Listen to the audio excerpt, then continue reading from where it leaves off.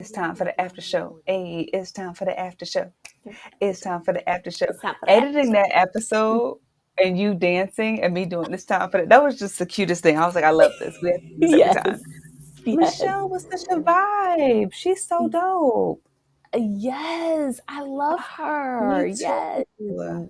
Oh, she was so great.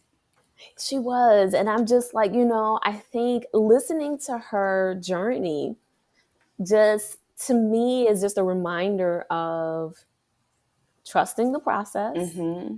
you know. Yeah. And I love what she said about life being an adventure. Yes. Me too. Like to me, that made me look at things a little bit differently, right?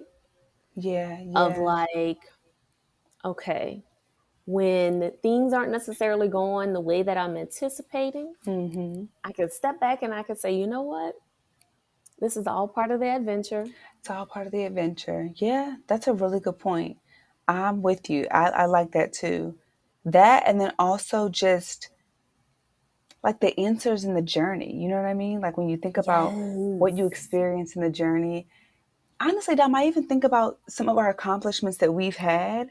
And yes, they're exciting, but to be honest, I don't know about you, but the moment of excitement, it lasts for like a minute, maybe a little more than a minute second, but it lasts for Yeah. such a short Yeah. amount of time. And then it's like, the fulfillment of like the process, us going through doing the episodes every week and engaging with our community on social media, those are the moments that really provide fulfillment to me, like listening to Yeah. or reading the reviews, right? So like being in Forbes and being featured, that's great, and I think it's Great. great for our brands and it feels good. However, the moments that really, I don't know, that leave a lasting impression on me tend to be the day-to-day sort of things that we experience and really the actual journey. And I think that, let's say, like, I don't know, I'm gonna say 50 years down the line when we're old ladies and we're like, girl, remember Yes. what we used to have, the Cultivator Mhm. Heart Space podcast? I feel like we're going to remember the moments of engaging with our community and of doing the Zoom sessions with our Yes. community. And like, that's the stuff that we'll remember and that'll be really meaningful. And so it does make you look at the journey very differently, even when you have challenges. I just love her transparency too. Me That's so, yeah, too. that was really, really sobering. And I think what I appreciate so much about that is that in that transparency, she acknowledged that there are challenges, right? Mm-hmm. I like how she spoke about everything is not what you see Mm, on Instagram, right? girl, And yes.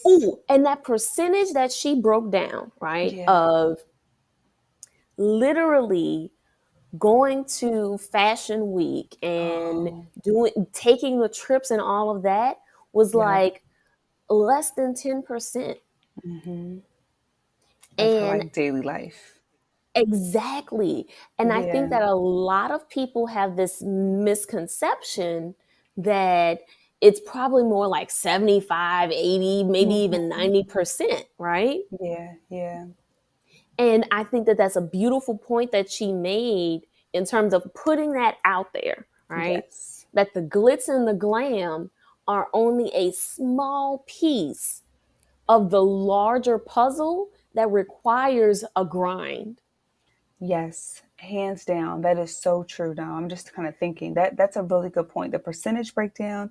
And then also, even as she transitions on the journey right now, she's like, I'm still like, I still have fear. Like I'm still afraid and Yep. but it's an adventure, right? And so it just takes the pressure off of having to feel like I got it all together. I'm poised and everything's great. It's like, no, I'm afraid. Like I know sometimes when we do different, whether it's like a live stream or something, I still get butterflies too. And we talk about, just some Yep. of the feelings that we have about doing new things. But one thing that we've committed to each other to do is we're like, we're going to feel the fear and do it anyway. So anytime we do something that feels scary, we talk about the feelings and we move through it, Yes. but we still go do the We damn do thing, it whatever that thing anyway. is. Yeah. So I think Yes. that just lets everyone else know, like, it's okay to have those feelings. But when you have a why that's big enough, and like what we're doing here is so much bigger than us. It's like, yeah, we're gonna do it, but we got to talk about these feelings that we have along the way, and then we'll get to the other side. Exactly. Exactly. Like I think about, something that's been in the news recently Mm, around like Simone Biles. So like at the yeah. time that we're recording this, we're in the middle of the Olympics, right? And Simone Biles pulled out time for mental health reasons, right? But the thing about her pulling out for mental health reasons is the realness behind that is that she pulled out because she knew where she was mentally was going to affect her performance. But not only would it affect her performance, however she performed would affect the overall Team USA's outcome, Mm, right? And so for her, for some people, they're looking at it like, oh, that was selfish.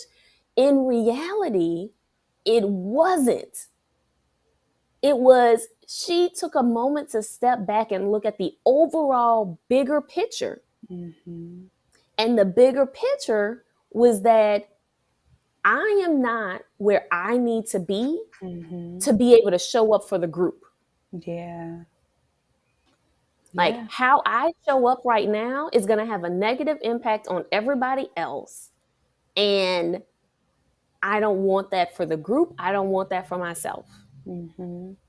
Yeah, that's a really good point, Tom. I'm grateful for the way that we're having conversations around mental health these days too, because I mean, I'm sure, I don't know, I could be wrong. You can correct me if I'm wrong, but I don't think that this was something that commonly happened with Olympic athletes. And so for this to be a conversation that's being had and we're seeing it sort of being normalized or at least talked about more, I think it's really healthy for everyone involved and for the sport in general. And I mean, I'm just grateful because I think it's going to set an expectation that'll trickle down to the workforce, right? So if you have to take a mental Yes, health day, then it's not frowned upon or shunned. You're not shunned. It's like, okay, they need a mental health day. You may not be able to see what's going on with me, but I'm right. letting you know that I need to take time for myself.